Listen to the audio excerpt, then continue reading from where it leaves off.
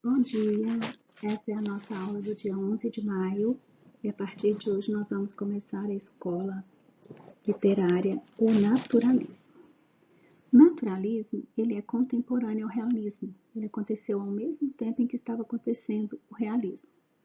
O que acontece com o naturalismo? Se o realismo se fixava na realidade, o naturalismo vai se fixar na ciência. Além de eu falar o que eu estou vendo, essa realidade que me assola todos os dias, eu vou querer comprovar isso cientificamente, sob a influência das correntes científicas e filosóficas que a gente já viu do início do século. Onde começou o naturalismo? Na França, né? As primeiras obras, nós tivemos a influência do Émile Zola, com Thérèse Raquin, e em 1881, um pouco atrasado, começaram a surgir os primeiros escritos naturalistas a partir do Aloysio de Azevedo com o livro O Mulato. O que os naturalistas pensavam?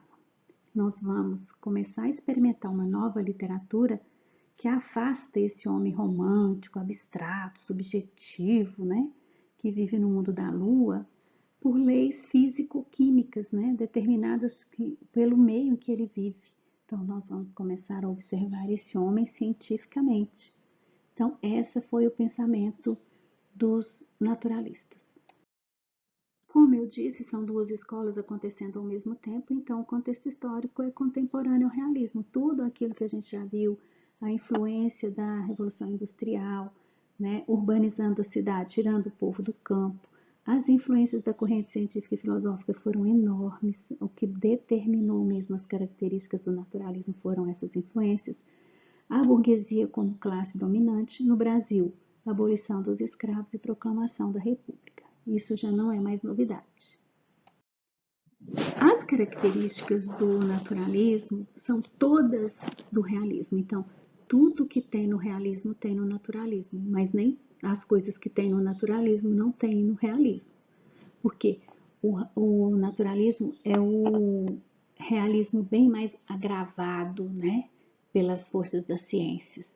Então, é um realismo bem mais forte, principalmente no tratamento dos temas.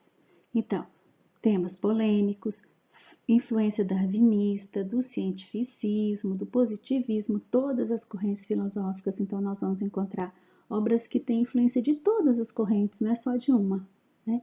A linguagem não é subjetiva, é muito científica, muito objetiva, né?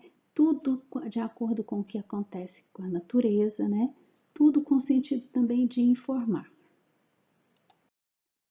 Aqui nesses slides eu vou mostrar as características que são muito diferentes do realismo, né?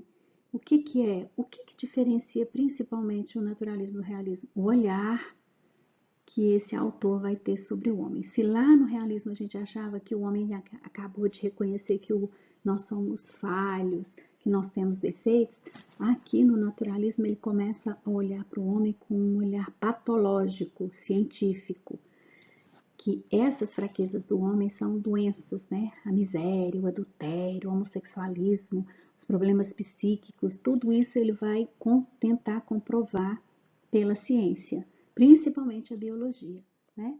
Ele vai fazer uma observação muito mais apurada da realidade, ele vai olhar que esse homem age por instinto, que ele não raciocina, que ele não usa o raciocínio, então que ele é um homem animalizado, né? As narrativas são muito lentas, muito detalhadas, tudo com o intuito de comprovar o que ele está falando. Ele vai pegar este lado doentio do homem, né? E vai descrever isso sem se importar se o público vai se escandalizar em nada. Não vai ter conceito ético e moral, tudo que ele achar que faz relação com este comportamento animalístico do homem, ele vai falar. E a zooformização, que é o caracterizar o homem como animal, né? Para contradizer aquela imagem que a gente tem do homem romântico. Aqui a gente tem um quadro com as principais diferenças entre os dois. A influência do realismo veio do Gustave Flaubert, lá da França, e do naturalismo de outro francês, Émile Zola. Enquanto o realismo fazia um documento sobre a observação do homem, sobre o indivíduo, né? No naturalismo vai começar um romance experimental baseado na observação científica sobre o comportamento deste mesmo homem. Se no realismo a investigação da sociedade é de dentro para fora, o realismo psicológico, como que o homem age e reage diante das ações, dos comportamentos e dos acontecimentos, no naturalismo essa investigação é de fora para dentro, né? Como as pessoas são joguetes, como que os acontecimentos, como que o meio vai influenciar esse indivíduo. O realismo, ele é muito psicológico, centrado mais no indivíduo, né? Quem é esse indivíduo que depois do romantismo se descobre falho? E no naturalismo, voltado para a biologia, centrado muito mais nos problemas dele em meio à sociedade.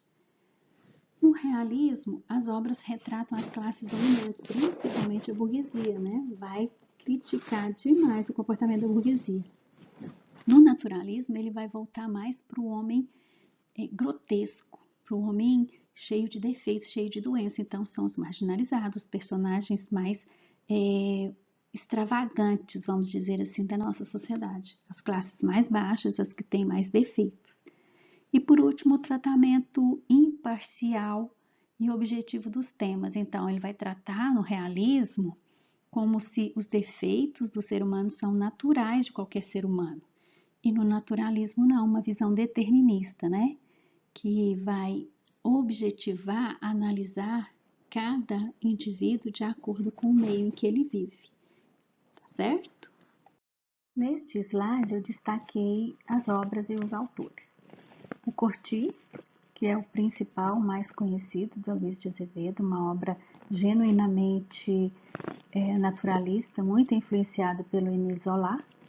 O Bom Crioulo, do Adolfo Caminha, O Missionário, do Inglês de Souza, e o Ateneu, uma obra muito interessante também, muito estudada sob o prisma do naturalismo, e que na próxima aula eu vou entrar em detalhes um pouco sobre cada obra dessa. Tá certo? Tchau!